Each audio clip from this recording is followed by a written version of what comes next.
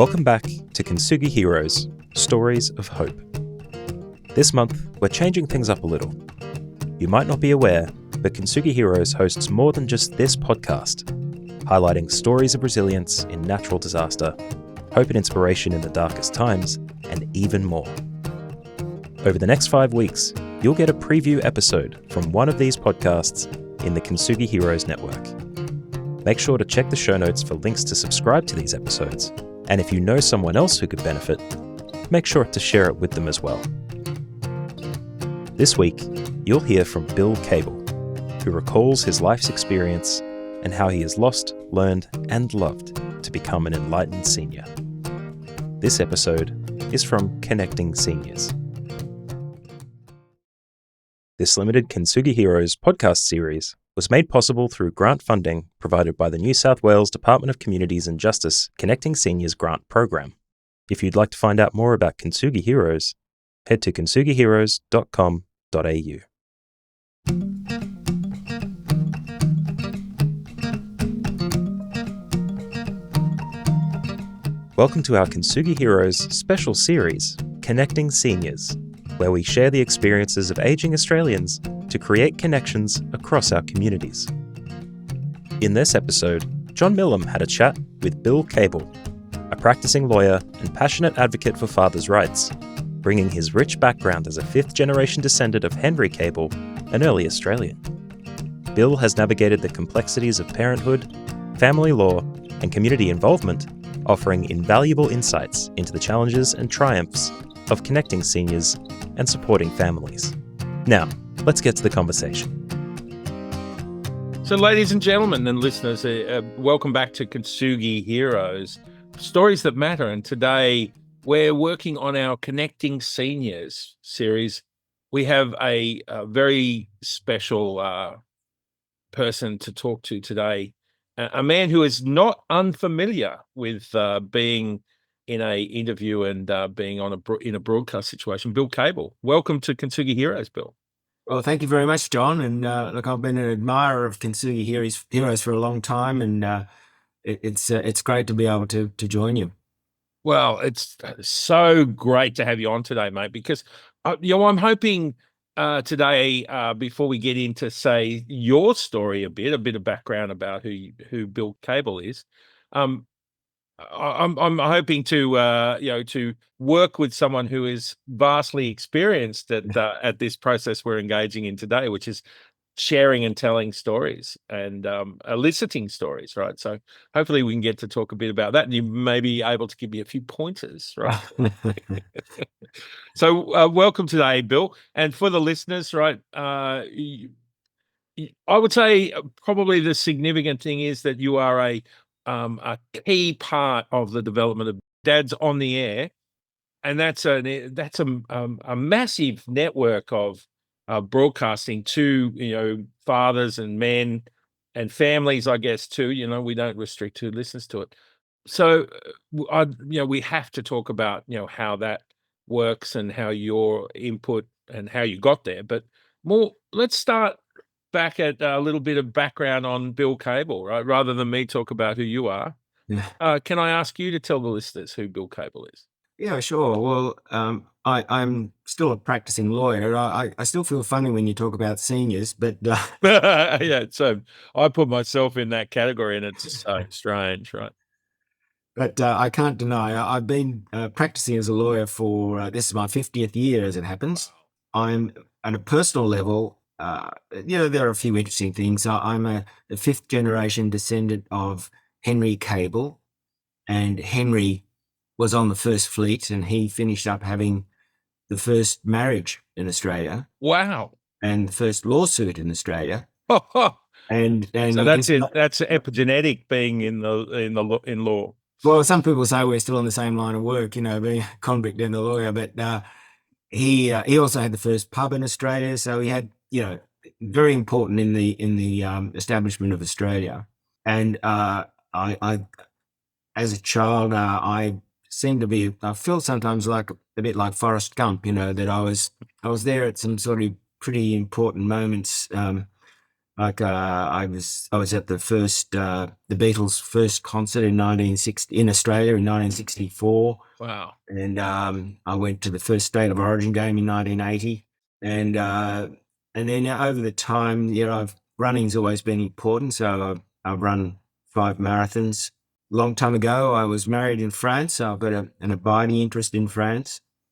And at the family level, I always find this quite interesting. But many years ago, when I was a student, I decided I'd been a blood donor since 1969, and I think I'm up to about 127 donations. But at one stage, there was a sign there asking about sperm donation, and so I got a bit interested in that.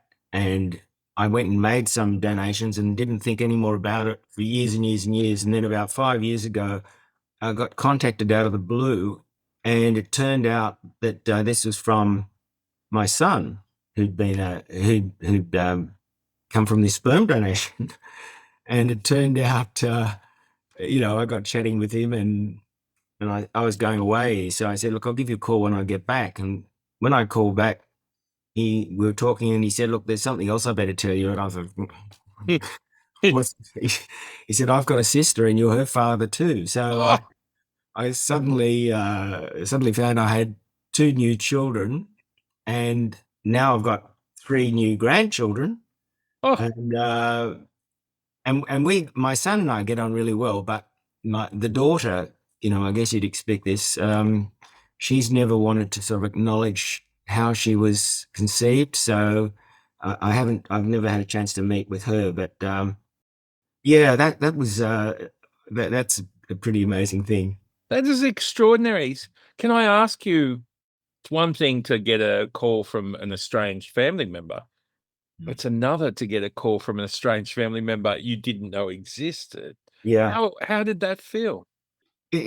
Well, my jaw hit the floor because the first comment was, he put in his note, you don't know me. I don't know quite how to put this, but you're my father. Jaw drop. Then he went on and said, look, I don't want to put any claim on you. I'm quite independent. I've got a good relationship, and but I just sort of wanted to thank you for my existence. And and so it's all strange. And then sometime after that, we went out to dinner, and he invited his mother. So I met the mother of my child for the first time, when he was like 30 years old. So that was unusual. Was that an IVF program? Yeah, it was. It was a rural hospital for women, and I think you got paid for expenses to get there to do it. So I think, it was about $20 each time I went, something like that. But it was, it was your past sort of coming back and tapping on the shoulder. My goodness. I just never expected there was anything like that out there. It's kind of a unique situation. Can you tell me, did you notice a connection? Because clearly you wouldn't have had any nurture in that connection. No. Did you notice a nature connection? I'd like to say so, even just in appearance. But like some people say, he's got a cable head. But I don't. I'm not really sure. I can't say that. I mean, of course, I've got 2 children through marriage, and really they're very different from this child. So it's I can't really point to anything like that. I mean, I think of like TV shows, where you see families and nothing looks strange, even though of course none of them are related. And I think it's I don't know, maybe family resemblances. Sometimes you see them, sometimes you don't. And I don't particularly see it with him. My daughter, I've only seen photos of her, but there might be something there. It's hard to tell. What about emotionally? Did you connect with with this young man? Well, because I'd never met him before, the first time we arranged to go out for dinner, and he brought his partner, and I brought mine, and I just thought he was an exceptionally nice bloke. I was so proud of him, really. But I it's hard to say. I mean, there was some sort of linking, but I didn't really feel a great. I'm sure he's the same. There wasn't a great sort of feeling of communion or anything like that. So, and really, I'm shouldn't necessarily be one, right? It's just, I'm just, interested at the opportunity to review that. So what a And what yeah, a what a lovely idea. Just on a personal basis, I found, I met a half sister I didn't know I had recently, ah, and it was such a joy to welcome someone new into my circle, right? Just that yeah. the old one was getting a bit stale, I think, right? So it was nice to refresh it. But was that something you felt like it was like another unexpected gift, or was it a burden? Well, it certainly wasn't a burden. I always enjoy seeing him, but he's built his own life, and he's I'd have to say, like, I mean, I would have welcomed him into our family gatherings if he wanted to, but Yeah. he hasn't actually done that. He's met me. You know, we've met a lot of times, quite a few times, and he's met my children. Mm. And of course, there are a lot of tricky elements here. Like I had to tell my children about this. You know, Yeah. there is actually law in New South Wales to say that a child conceived this way can't make a claim on your estate. So, you know, they needn't have worried about, say, Yeah. losing the money under the will or anything like that. But and then I had to tell, my sisters. So there were a lot of, there were a lot of those sort of issues that suddenly come up. But I'm told by the Department of Health, I registered with the Department of Health. I didn't tell them that I'd already met the children. So they think I don't know anything except that there are 2 children. And but anyway, they assured me there are no more. So that was a relief too. Yeah. And surprises are best when they're limited to. I think so. Yes. Yeah. Oh, that's fascinating. And of course, the idea, like, when you get to a certain age, right? For me, it's the discussion maybe turns to a little bit of legacy, right? So, when you originally donated, what was your thinking, and how has that changed now related to legacy? They told me when I made the donation, there were a few things that they told me that I thought were interesting. One was that the professor said to me, you might worry about unconscious incest if one of these children happened to meet one of your married children later in life. Yeah. But he said, look, you needn't worry about that. And he said, in any case, we believe that 1 in 4 children, that the husband is not the father. That was a bit of a shock. Wow. So that's what he told me. And they also said, look, you'll never hear from these children again. And it really amazed me that, 30 odd years later, that the hospital, that somehow the Department of Health still did have these records, even though they hadn't contacted me. But there is now an opportunity in New South Wales where you can, if you can go on a register, and if both the father and the child are willing, they can arrange a meeting. But it has to be, both parties have to consent. So it's getting complicated legally as well, I guess. So. Yeah. And the mother didn't know much about me. She knew I was a lawyer. I think she knew I had blonde hair, but really there was very little screening done. I think I might have answered a quick questionnaire like, do you have any hereditary diseases? But there was no examination or anything like that. So she I guess took it on trust, and the things these women have to go through. I think she had 17 visits before she finally got pregnant. And but then, it worked so well, she went back and said, I want the same father again. So she got had the second child. That's and I love the drive, the maternal drive in that case, right? IVF obviously is huge these days. So Yeah. So pioneering times. Yeah. But of course that leads to the question, you were telling us about your family and your natural kids, the kids born in marriage, right? But that wasn't, that was a complicated process as well. Oh, yes. Well, yes. Well, I guess that's how I got involved with Dads on the Air, because I found the family court, even though there was never any accusation made against me of anything, like, no one ever accused me of being a drunk or a gambler or a womanizer or anything else. But they still wouldn't let me see my children. I was only limited to, the most I ever got was 4 days in 14. And with all that, and I fought in the family court for 7 years trying to see those kids until I finally gave up it was getting, my youngest child was coming up to 12, Mm.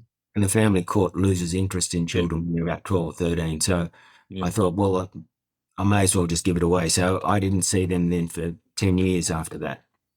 But that was an amazing thing that happened. I was, just minding my own business, and the phone went, and I picked up the phone, and it was my son. And I hadn't spoken to him for all these years, and he just said, I'm coming to Sydney. Would you like to, catch up? Well, I jumped at that, and then my daughter followed not long after. So, we managed to restore the relationship. I think there's always going to be that gap, that 10 years gap in the relationship. It's such an important time for young kids. It's when, Yeah. 14, 13, that's when dads become very crucial to that process of, moving into adulthood.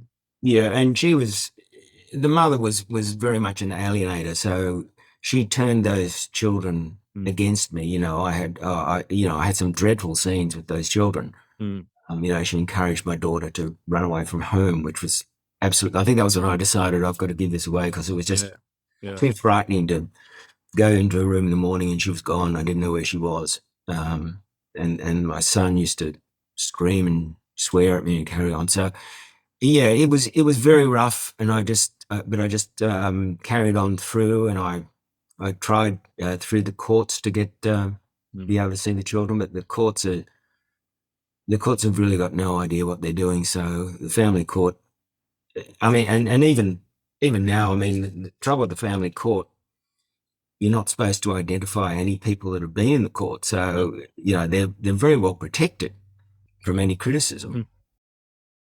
But anyway, that's where Dads on the Air really started. It was a group of fathers who in 2000, the year 2000, one of them was a journalist called John Stapleton.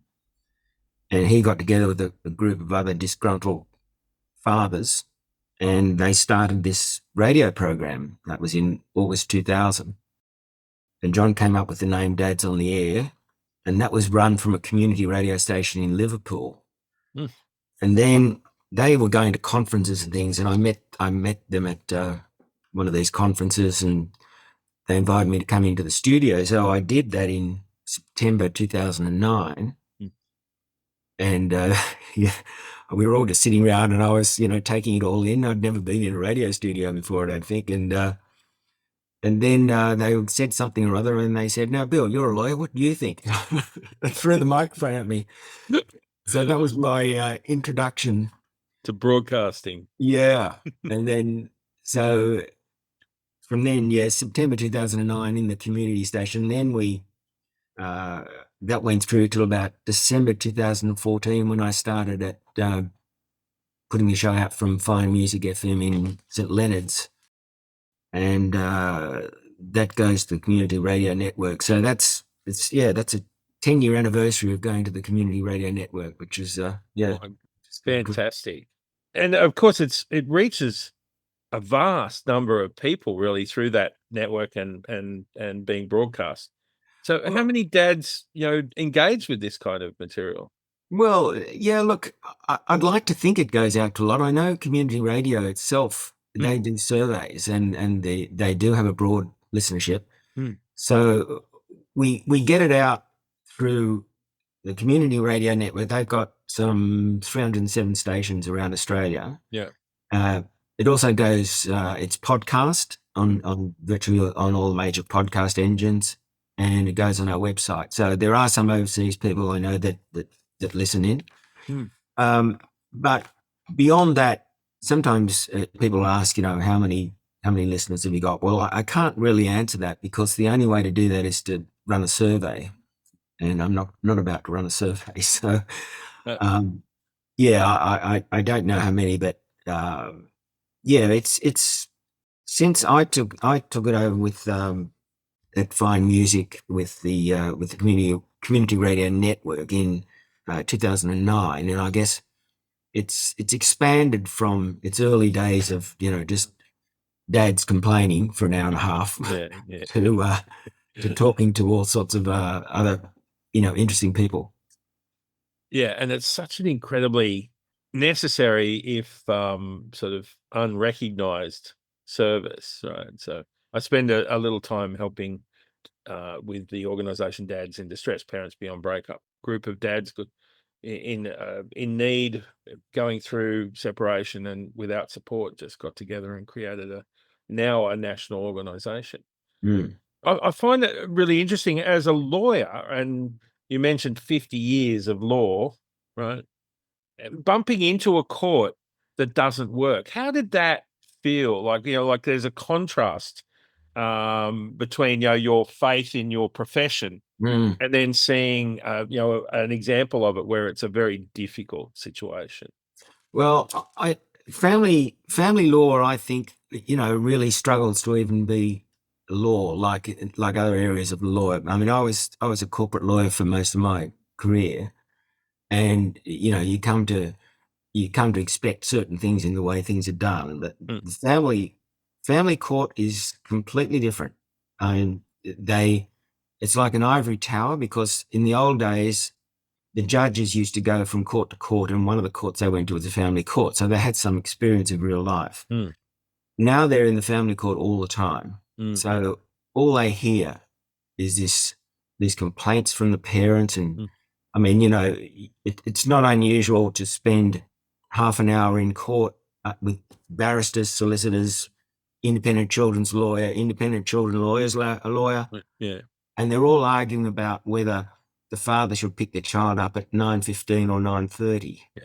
And that's the sort of thing that goes on. And it's a dreadful institution to have to go to. And I felt when the court, I was picked on a few times in court because I happened to be a lawyer. Like it certainly didn't give you any assistance in court. That that was a strange thing, but it meant I had a barrister, and I briefed the barrister directly, and he was a human being, which was great, because these people get very officious. Then he actually felt for it. Yeah, it's an extraordinary thing, and like I couldn't get over the fact that if the court made an order and the mother breached it, which she invariably did, there was no action taken. No action. Yeah. The only action available was if the father enforced it, and that was a whole other battle. Yeah. And I did do it once. I went to court on 3 serious breaches, and at the end of that, there was not even a tap on the wrist. It was when you think the court had available powers, including sending it to jail, there was no way in the world they were going to do anything. So that was a bit soul destroying to go through that whole difficult exercise, and at the end of it, nothing happened. So it's a really bad area of the law, and a bad court. It's interesting because you are in a unique position. You've got lived experience of that process. You have lived. You are a lawyer, and of course now with Dads in the Air, you've spent time talking to knowledgeable people, or people who have had experiences in the court itself. So what do you now? What would you do if they gave you the ticket to change things? Oh, well, look, when the current family court was set up, goes back to 1975, when Lionel Murphy was the Attorney General.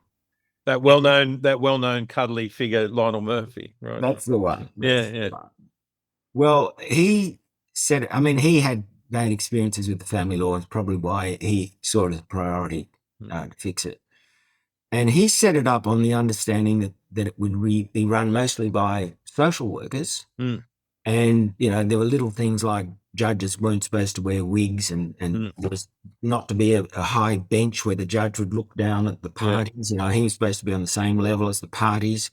And it was all geared at, finding a solution.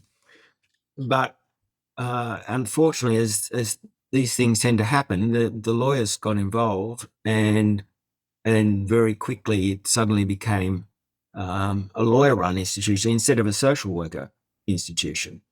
Yeah, look, given if I had my choices, yes, I would go back to the original intention which was to have it run more as social workers. I mean, it's such a mixture of things, because in the family court, like in every other area of the law, there's what they call precedent. So if a similar situation has arisen, you refer to what the court did on the previous occasion. Yeah. But the family court doesn't see itself bound by that. They say, oh no, every case is different, so we'll decide for ourselves.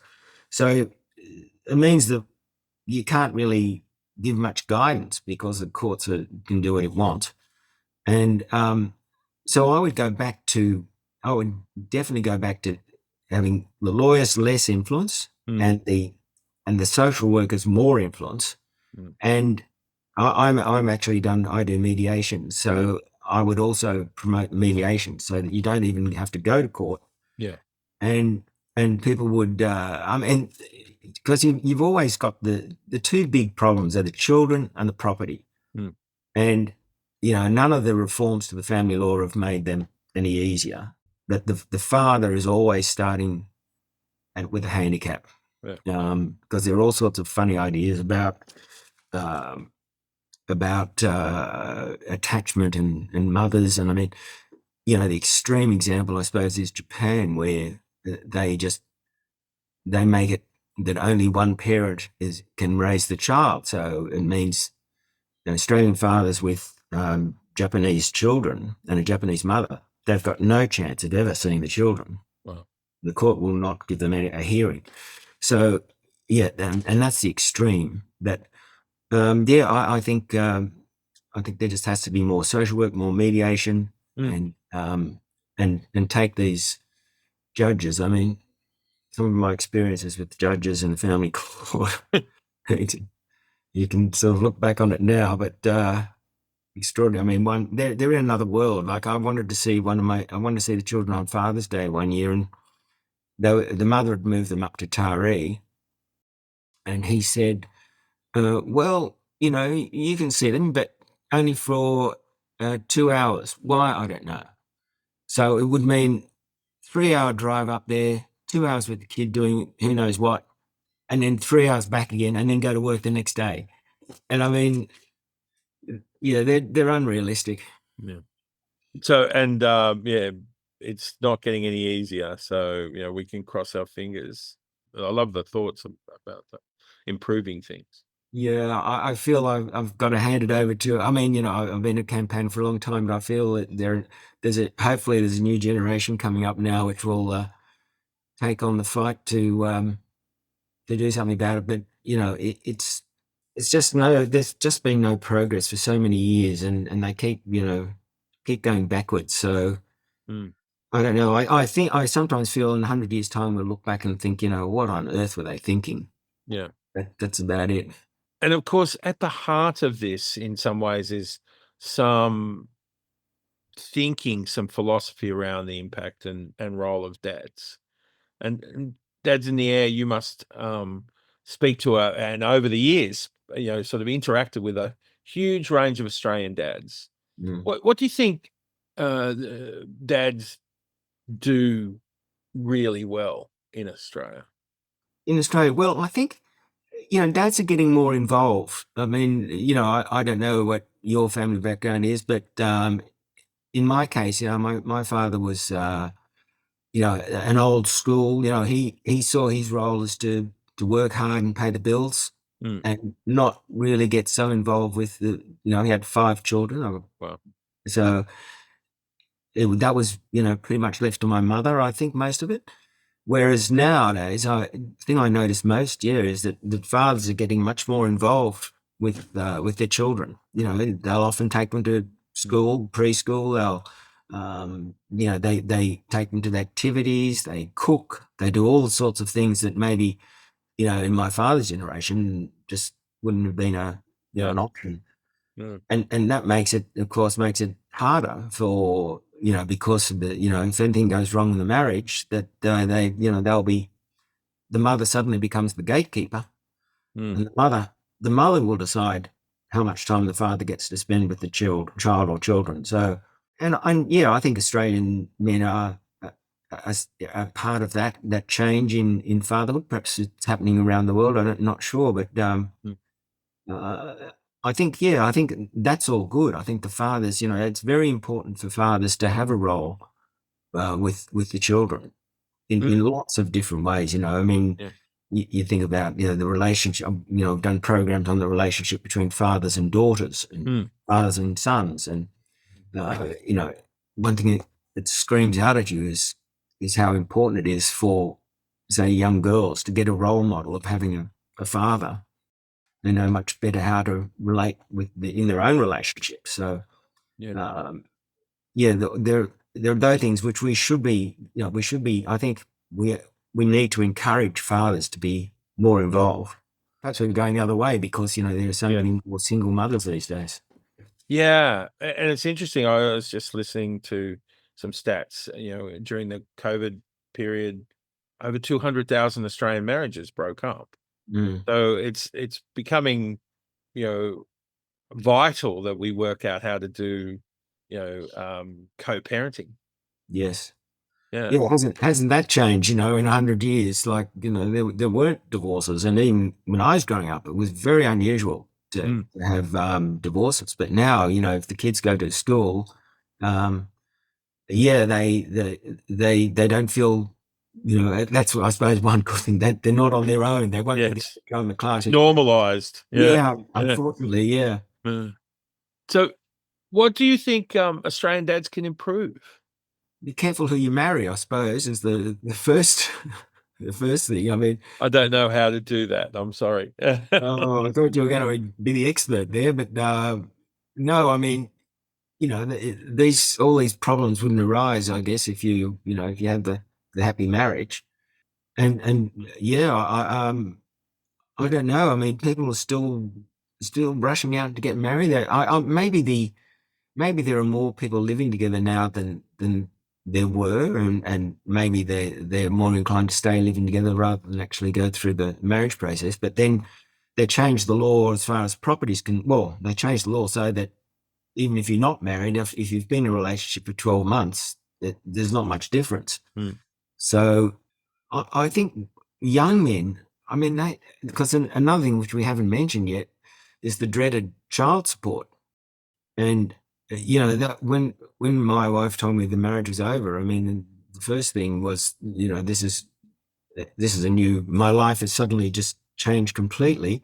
And then you get the knock on the door with the child support saying, and by the way, not only is the family court going to take something like 60 to 70% of your assets, but you're also going to have to come up with after tax dollars to pay the wife. And they also operate in a bureaucratic netherworld. I mean, they don't seem to. They're almost impossible to deal with. In fact, when I was there, you'd get to deal with someone, and they'd sort of start to understand what was going on. Then all of a sudden, they'd change the person, so you'd have a new person to deal with.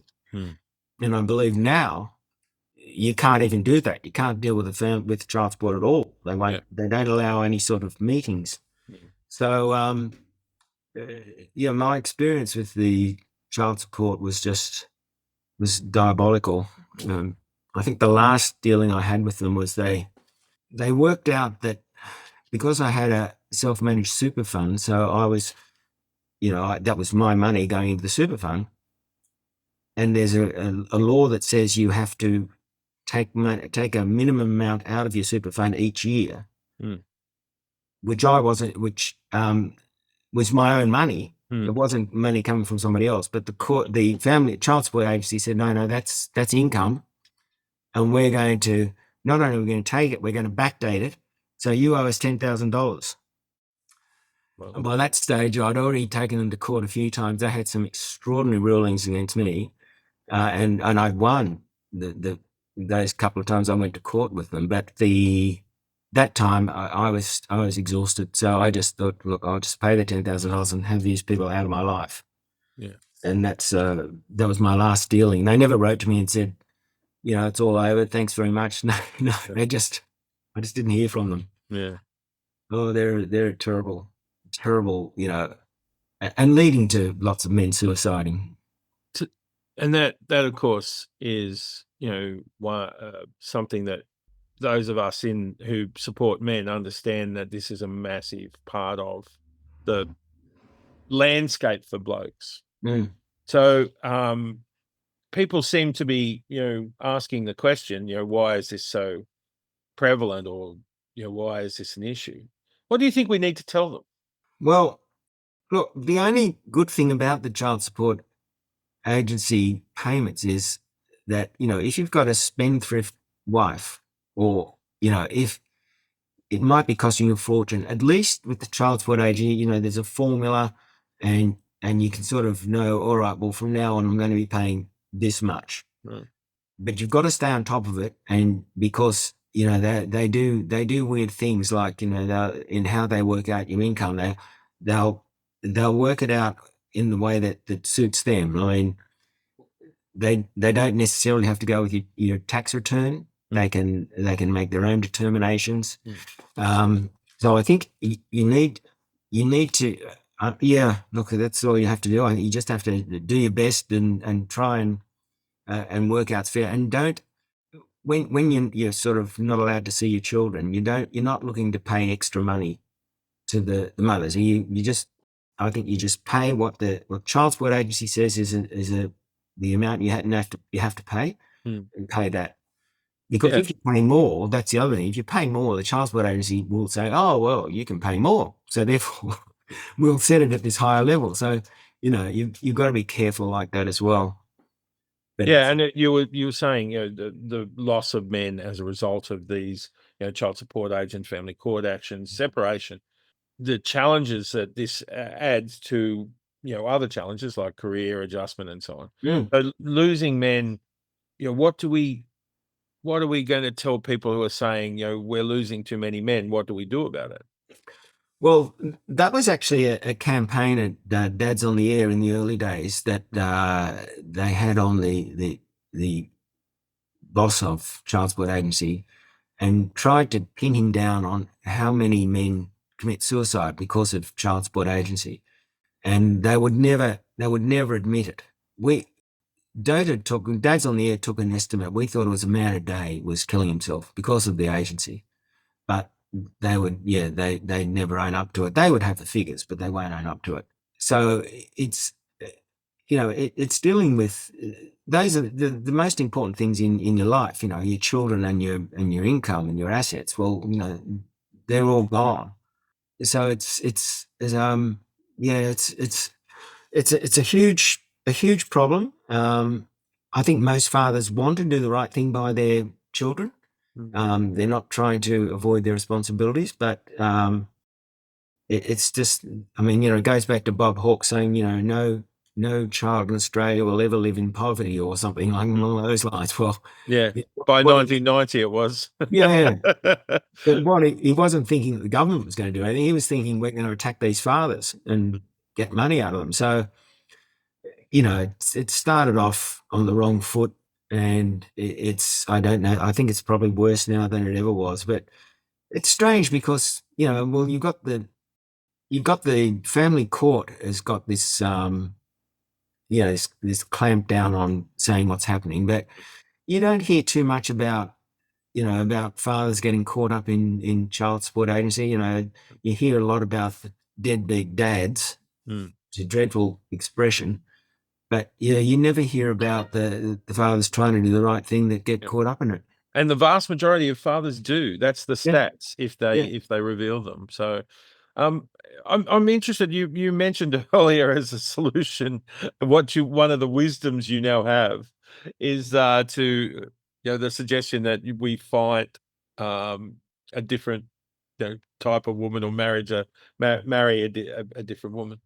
Is there a lack of skill, or is there an area for men to develop so that relationships are improved? Right, because I have a sense that it's harder to find the perfect woman than it is to work diligently together, right? There's a lot of blokes I've worked in in business that would I didn't get on with, but we managed to get focus on the outcomes. So do you think men can embrace, from your experience, what kind of things do you think men can do to improve their ability to operate? To have children is really, anyone can have children. If you can have sex, you can have children. So there are no restrictions there. And there are no real restrictions on getting married. I mean, in the church in years gone by, they used to have to pronounce the banns of marriage and put it up in the church, and you're going to get married. Has anyone got an objection? All those sorts of things. Whereas now, you just go down to the local registry and you're away. I don't know. Perhaps we made it easy to get out of marriages. Maybe we should also make it a bit harder to get into them. I mean, anything like this would be resisted, I'm sure, in the community. But, for the long-term good of society, so that people are not losing their life savings and their children, maybe there should be something like, I'm reluctant to talk about courses, but maybe there should be a cooling off period or something. So certificate 3 in being a husband. Yeah. Well, yes, I suppose, but and look, that would probably be a good thing. I mean, I'm sure a lot of people go into marriage and they've got no idea really what's involved. Yep. Or even going into long-term relationships. Again, like after 12 months, it's much the same anyway as being married. So, yeah, like one thing I would like to do is have more education for young men who, might be inclined to have unprotected sex. They might occasionally think that, venereal disease, but that's largely controlled by antibiotics. But they don't think that they might be stuck with 18 years of child support and taking a percentage of their income. That maybe that might cool their ardor a little bit, or make them a bit more take more interest in stopping having those children, because that's I mean, that would really change your life if you suddenly found you had to support a child for 18 years. So, and of course, Dads in the Air has expanded over the years to cover a lot of subjects that are relevant and in the discussion with men, and to masculinity. There's a lot of talk recently of of both the good and the bad side of masculinity and the patriarchy. So, what do you think is in terms of you watching and even driving the conversation, where do you think we're going with the world of men? Yeah, well, look, just speaking a bit more generally for a minute, Kintsugi Heroes, you have people who really are heroes in the community. I think, some of them been through the bushfires, and some have been through personal dramas, and and these people really are heroes. I guess my community involvement is mainly, I guess, Dads on the Air, but this is very unusual for me to be actually talking, because I usually like to stay in the You're doing a great job, Bill. Thank you. Oh, thank you. Well, I usually like to stay in the background and hear what my guests have got to say. I'm sure that's much more interesting than than my spouting my opinion week after week. So it is a bit unusual, but I have, over the years, I have expanded it from those areas that we've been talking about with family court and fathers and difficulties with children. And although that's still the focus. I mean, in the introduction of the program, we talk about that the program is about fatherhood, family and parenting, men's and boys' issues, and more. So that's still going to always be the focus. And in fact, I did an interview yesterday with Dr. Billy Garvey, who is a developmental pediatrician. That was about that. He's written a book called 10 Things I Wish You Knew About Your Child's Mental Health. Wow. So that was very interesting, talking about things parents should be aware of with their children. And probably all of us have been through 3-year-old tantrums and 2-year-old tantrums, 3-year-old tantrums, and then the different sorts of problems you have as teenagers, and all those areas where a little guidance would be very helpful. Yeah. And so he's put out this book because he says, to come and actually see me, you'd have months and months waiting to see a pediatrician. Although that's the focus. Yeah, I've expanded it, and a number of different categories. Now, we talk about parents. Mm. I feel very privileged that I've been able to speak to some extraordinary parents. Like, for instance, recently I spoke to Chrissy Foster, who most people would probably remember with her battles with the Catholic Church, and how a priest was abusing her two daughters. And dreadful situation. One of the daughters committed suicide, and the other daughter was catastrophic injuries in a car accident. So, she was, and then her husband died. So, what an extraordinary woman. Her book is called Still Standing. Well, she is still standing, and and she's inspirational with what she does. That she's still a fighter. She's fighting for for children. And then I've interviewed Ralph and Kathy Kelly, and again, people might remember they had a boy who was doing really, really well, and he was about 17 or 18, and he went up to King's Cross with his new girlfriend and got king hit and died. Just like that. How they came to terms with that, and then it got worse because their other son, about a year later, committed suicide. So, these people have this extraordinary strength.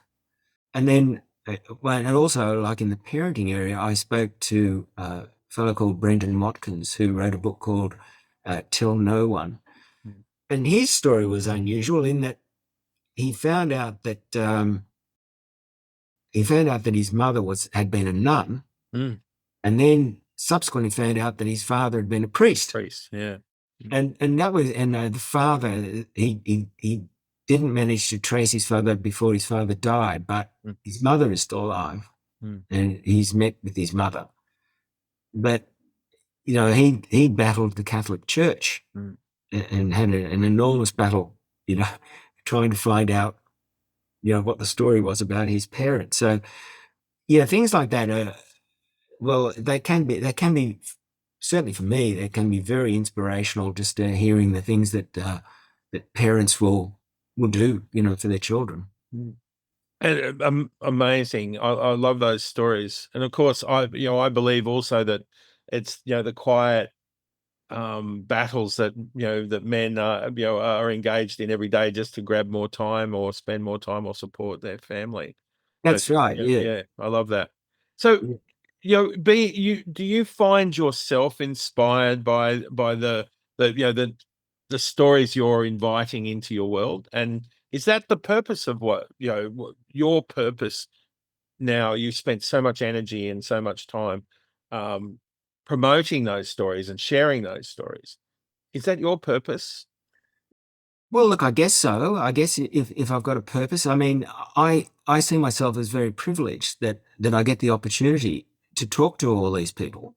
And they're willing to spend, 27 minutes and 50 seconds, which is my allotted slot, discussing something. Whereas, I think a lot of, say, TV grabs and radio grabs might be, 30 seconds or 2 minutes or something. And you can't get your message across in that time. But, 27 minutes and 50 seconds, I think that these people actually, the authors and other people that I speak to, they appreciate the opportunity to expand a bit on it. And I think it goes back to where we started talking. One benefit of getting old is that, you have all these experiences to draw on. I with nearly everybody that I interview, and I've done something like 247 interviews for community radio. This is for the community radio network. The experience of being able to to draw on what I've been through, and I feel like I've certainly been through the fatherhood thing and even the sperm donor thing and the and I was at the Beatles concert, so I'm interviewing the authors of a new book about the Beatles. You've been a piece of history. So I think it helps if you've got a bit of background. Like if I was 20 years old, I might find it more difficult to draw on that experience. Even though, as I say, I don't like to be in the front of the interview, but still to be able to prod people in a certain direction, I think it helps. Yeah, absolutely. And I'm interested in you mentioned 20 years old, and the young people you've mentioned earlier, right? How do you now see them? Right, the Generation Z are copping a bit of flack at the moment. It seems to be a bit tit for tat for us boomers and them.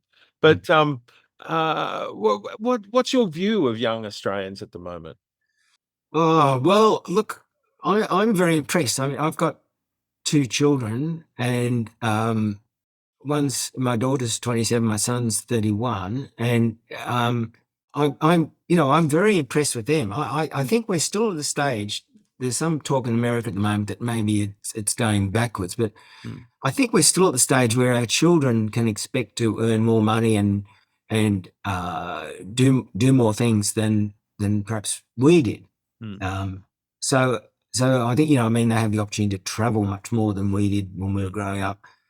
So they have all these things, and I think I think they're I think that younger generation is going really well. I mean, there's the perennial complaint about music. I don't particularly like rap and some of the stuff, music that's out there now. But apart from their choice in music, I think they're.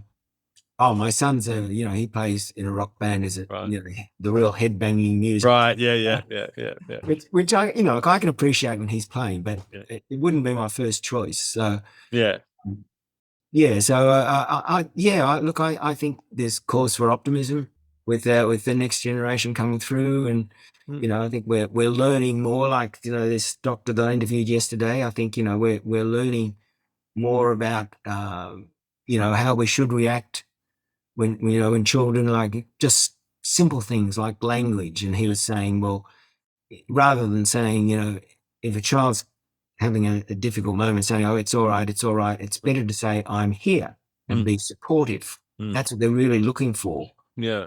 So little things and big things, I think I like to think we're progressing. Yeah, I would agree. I have three kids, and 30, 27, and 23, and they're incredibly clever. But not just that, I like extraordinarily, cleverer than I was. But not just that, I love their heart. They have a heart, right? I see a lot of potential in the future because of the way they care. Yeah, they've got a lot of challenges ahead of them, but many of them are our fault. But I do love how they have the potential is extraordinary. So and the interest in community. I think that's really really great. If we can encourage them more. I do wonder what's going. I mean, this is completely off topic, but I wonder what's happening in America. Where you've got two men approaching 90. It's amazing, isn't it? Yeah. I don't know what's happened over there, but in Australia, we seem to bumble along. I don't think our leaders have ever been world class either. But anyway, apart from a few that have been, but a lot of them are very, very ordinary. Well, yeah. Well, at least on Sunday we can go to the beach, right? That's like I think Australia's saving grace might be. Yeah, we couldn't have a revolution because the cricket's on the weekend. So that's right. But which is interesting. Like touching on a point, both with young people. One of the roles I see as a senior, right, as a dad or a man in with that senior status, sometimes in recent years that men moving past 50 it's seen to be devaluing. Did you feel like you're as you got to a certain level of seniority that the attitude towards you changed? Have you felt that? Look, probably not, because I probably haven't come to terms that I've reached that level of seniority. That's probably the best defense. Yeah. No, I don't. Look, I don't think so. I think I think we have lots of opportunities, which as long as we're still healthy, we can do stuff now that perhaps before, if you're just working all the time, you didn't have that opportunity. So look, in many ways, it's getting better, I think. Like a Beatles song. I agree. Do you have any thoughts about how somebody sort of transitioning into that senior section of their life, how they can maximize that. If it's getting better, how do you embrace that? Well, I suppose, just following on from a minute ago, I mean, I think, health has obviously got to be the number one thing. So, really, and I think the younger people are moving away from things like smoking, which is, they've got to get away from that. They've got to, just the regular stuff, getting a bit of exercise. Yeah. Don't eat sugary food all the time. I think if you do that and keep your mind active. I mean, I've said a few times that I see myself as very fortunate that I get to talk to some of the world leaders in different areas that that sort of keeps you on your toes. Yeah. Yeah. I've had I like to think I've had a couple of terrorists in my studio, for instance. Peter Grester, who's he's a convicted terrorist, and he can't go to places like Egypt. Wow. He's a nice bloke that came to the studio, and Sean Turnell, who was in Burma, and he was locked up for 2 years. So yeah, I mean, so if you have the opportunity to meet people, maybe that would be a good thing to do. I mean, I'm lucky to go through this radio station, but there are lots of other ways you can meet interesting people and keep on your toes, I suppose. Yeah, connection is massive, isn't it? Connection, yeah. Yeah. I love that idea too. Terrorists, that'd be awesome. But that, because they're benign terrorists, they're terrorists for good. Yes, Yeah. We should clarify perhaps. But I love the idea of using, the wisdom, our journeys to a certain stage of life can be given back. Right. And I know that's part of what you do every day. For young people, the idea of accessing the wisdom of elders, right? Once upon a time we sat around the fire and directed, and had people, come to us and ask questions. Do you see a role for senior Australians back into the lives of young people and in a mentoring sense, maybe? Yeah, look, definitely. There are a couple of ABC programs about older people and then different ages. Yeah. The teenagers one was just the last one. Yeah, that was amazing. And look, I think we've got to encourage that. I mean, I interviewed a woman called Anne-Marie Slaughter, who was an assistant to Hillary Clinton. Wow. And she is very big on the way that society is going. We are going to need a lot more carers, and so much so that all of us have to get involved with caring. Most of us have had elderly parents that we've had to look after, and so I think she encouraged it. And I think she's right. I think we've got to. The big movement has got to be towards more caring and perhaps getting younger people involved in caring.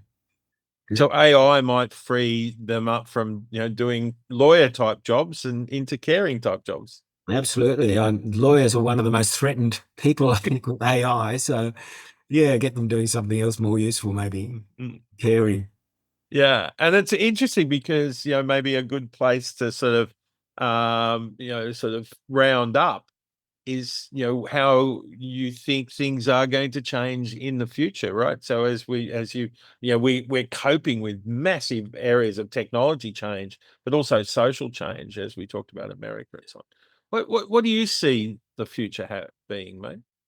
Well, look, you try and be optimistic, and we've talked about a few optimistic things, but there are some enormous threats. You've talked about AI. Well, that could be a new industrial revolution, and if they link up quantum computers with AI, who knows where it's going to lead. I mean, already, if you look, we have people are becoming like the $6 million man. We have artificial eyes, artificial legs, artificial hearing. All if we keep going that way, we'll be all artificial. But I'm quite looking forward to it. Actually, a bit of an upgrade would be nice. Well, as long as it's still you in there. Yeah. But then, look, I've been reading a book recently about, it's called Nuclear War. And talk about frightening. It makes everything we do, you wonder about everything we do because, around the world, there are thousands of these nuclear bombs that are much like 1,000 times bigger than Hiroshima, that are on hair triggers, and it just needs. And it's not. People tend to think, the president of America's got to approve it. Well, not necessarily. It's unfortunately very similar to Dr. Strangelove, which was written by a guy who was expert in British security, and it's. That really does concern me that one mistake and that guy in Korea could, for no apparent reason, if he sent one of his ICBMs towards America would automatically respond, and then Russia would respond, and then China would respond, and if you look at the big picture, how likely is it that humanity is going to be around for another 1,000 years? I wonder about that. But in the short term, yes, I think we've got lots of cause to be optimistic. Okay, despite the overall massive looming threat of nuclear war, we're good. That's right. That's absolutely right. I think there are lots of green shoots and lots of things that we can be excited about, and I guess you need to encourage people to get more involved in everything. Yeah, I love that. Do you think, like, I see a lot of older Australians, maybe the stereotype grumpy old men, right? If we, as maybe our task is as older Australians to focus on the green shoots and promote them. Yeah, look, I think so, and as we were talking a few minutes ago about where young people can get more involved with older people. They've got to be prepared for a few rejections. I imagine some older people might be a bit cranky and Right. don't want to have young people talking to them, telling them what to do or whatever. So, but yeah, I think if we persist and if we promote caring, I think that's definitely the way to go. Fabulous. Well, that is a beautiful image to finish on. Thank you so much, Bill, for an incredibly diverse and interesting conversation today. Thank you for joining Kintsugi Heroes and for offering us your story and your wisdom.